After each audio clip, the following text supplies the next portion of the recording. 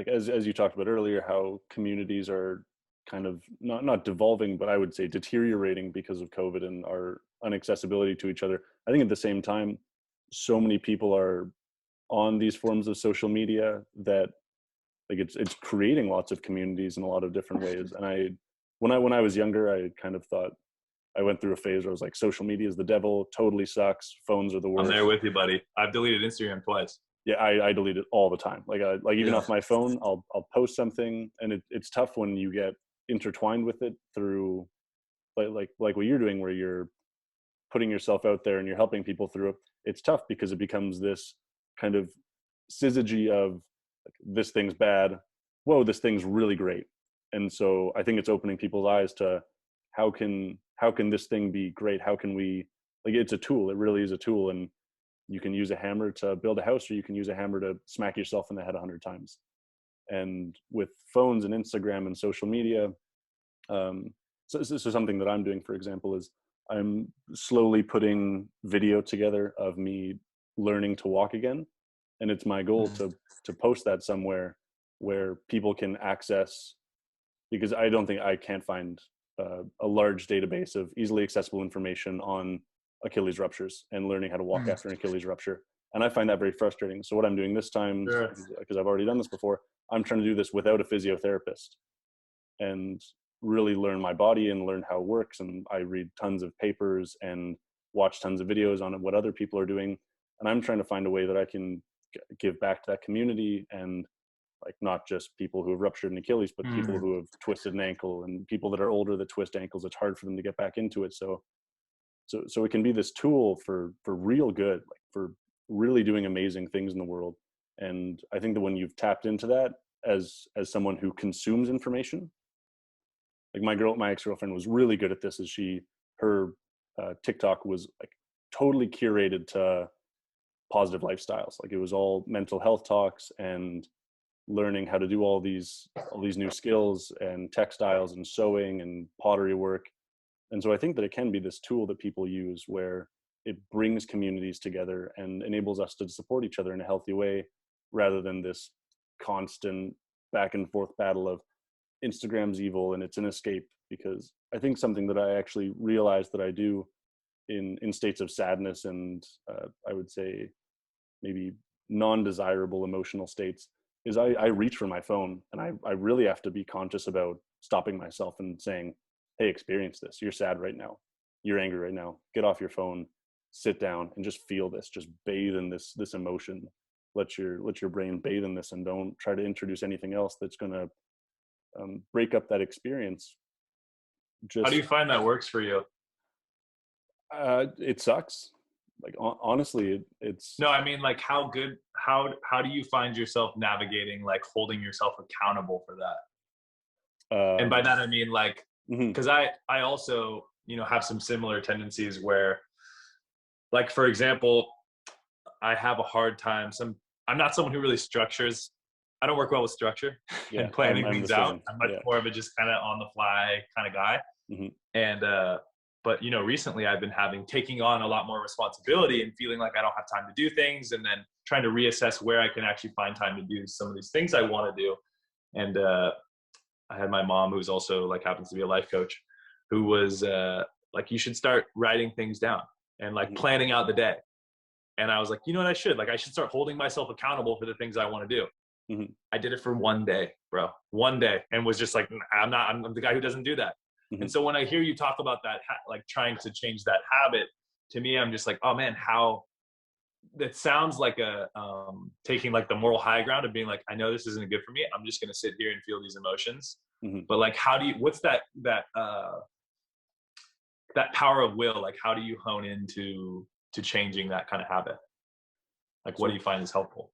I I think it's a really um, it's almost reactionary. It's almost a reflex. So there's this book called Behave by Robert Sapolsky, and he talks about how in a later chapter he discusses what reflexes are, and how doing the right thing, like if you see someone drowning, like if you're in a pool and someone's drowning, like you'll see someone jump in, or if you see someone roll their ankle, someone will get out of the crowd and run over and help them out.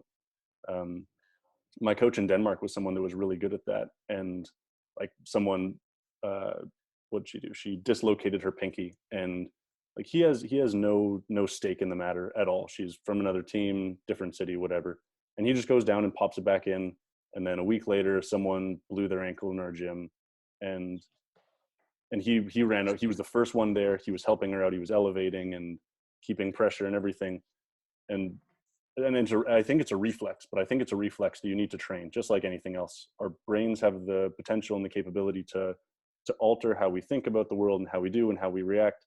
And most people that dive into those situations, it's a reaction. And I think that first, it's hard to learn because you actually have to push yourself into doing it because it's out of your comfort zone. It's not something that you would do as a reaction, but over time it becomes a reaction. And this is something that's a little bit different and kind of weird, but it'll, as you change that, as you do things differently, your dreams will change, in my experience. So after I ruptured my Achilles, and I had a girlfriend and we broke up, and then I didn't hook up with a girl for almost 2 years. Like it was just, it was this change in my head that I went, I don't really want to go home from a bar with some girl and hook up with her. I want to actually have like an experience with someone. And sometimes a girl and I would go home from the bar and we would honestly just cuddle, or I would sleep on the couch. We would hang out a little bit. And then, but like I didn't hook up with a girl for 2 years because it didn't make my conscience feel good. After the fact, I would feel bad. I don't like not calling people or anything like that. So I just completely removed it. And then in dreams that I would have, I would do the same thing, where I would like push girls away if they tried to make a move on me. And so I think that it's something that may be hard initially, but over time it becomes easier and easier and more reactionary. And so like the phone thing, The subconscious is a motherfucker. Oh, it's so crazy. Like the amount of, I think it's weird because the amount of control that we have once we make that conscious, then we really kick ourselves all the time, because you're like, oh, I know that I'm doing this bad thing. And then there's sometimes where I have dialogues with myself where I'm like, no, I shouldn't be doing this. I shouldn't be doing this. I'm doing it anyways. And I think over time it gets a little bit easier to avoid doing that thing where that you're like, Alan Watts does a really good job at explaining this, but he says that everyone's an embroiderer. Dude, I love Alan Watts. I go down the rabbit hole with that guy all the time. The man is an absolute wizard, and I can't get enough of him. All of his books are super great, but he has a lecture where he talks about embroidery and how people are more or less embroidery. On the front, we're very, very beautiful. And it's this Jungian idea of a persona. This is how we portray ourselves to the outside world. And then on the other side, there are all these shortcuts, and it's discolored. And he talks about like you sweep stuff under the rug as a person. You're not doing the right thing all the time. But once you're consciously aware that you're not doing the right thing all the time, and you're being a rascal, then you're able to actually transform that and incorporate doing the right thing all the time into your conscious realm. Like once you've made that area of your mind conscious, that you know that you're not doing the right thing.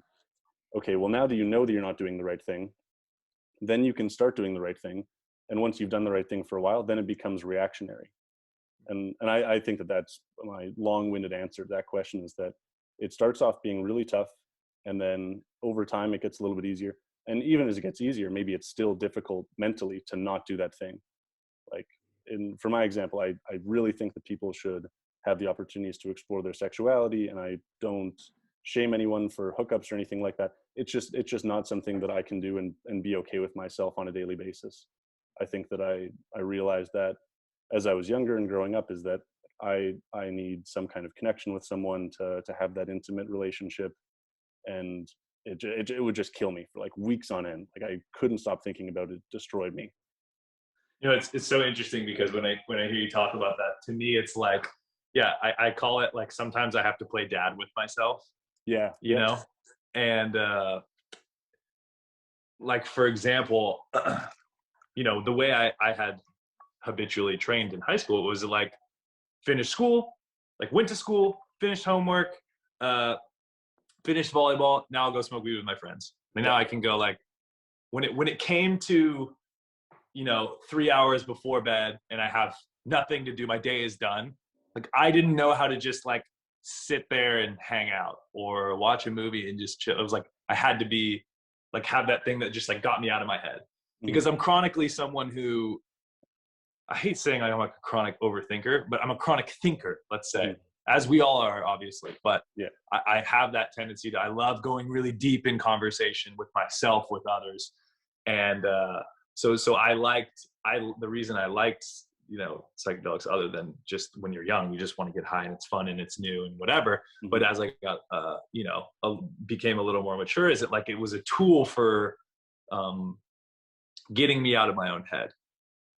And so now that I've, you know, I'm with the national team now and I'm playing professionally, and that's not an option. It's been like, okay, came home from training, everything's done, 7 o'clock, made dinner, 7 to 10.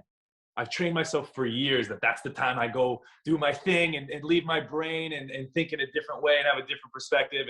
And now it's been like, we're going to just watch a movie sober. And we're just going to, you know, or like, and it sounds so silly, but it's so crazy to be like, so what I've noticed is, for example, if I get 2-3 days off, I can't give myself too much, not leisure time or free time, but what I find is most beneficial for me in understanding that my reflex when free time is around is like, oh, I'm going to go grab a drink or go smoke some weed or go do this thing, like go escape basically, because or with friends or whatever. And again, I don't want to say that's a terrible thing to do, but I am saying that like when it becomes this reflex, it needs to be, to have the awareness to be like, all right, is this like a healthy reflex for me? And how often do I use it?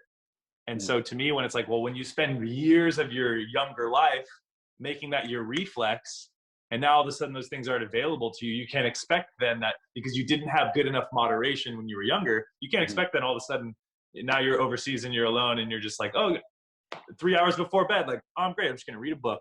You know, like there's so many times I catch myself being like, I know what I could or should do, but for some reason I'm struggling to just like do what I know I should do, and it's taken me so long, and I'm still navigating. You know, it's become less and less and less and less, but I'm still navigating how to subside those feelings. And something that to me is where I was saying playing dad with myself has been to be like, okay, don't like pack your day with things. And if you have that moment, you know, you're gonna have 3 hours, whatever, like call someone you love and just like talk to your girlfriend for a couple hours, talk to like a buddy you haven't, I mean, dude, I spend all my conversations via the phone because I'm halfway across the world from the people I love. So it's like calling that buddy I haven't called in a while, or having that project kind of set in stone and forcing myself to learn how to edit video or learn how to do different things. And yeah, I just thought, I don't know, when I heard that, I was like, man, that like learning to train that reflex in order to change a habit can be really difficult. And I know for myself, like I'm still learning how to change some of those habits to have better moderation and balance in my own life, you know? It's interesting because I think that weed is a really misunderstood drug. I did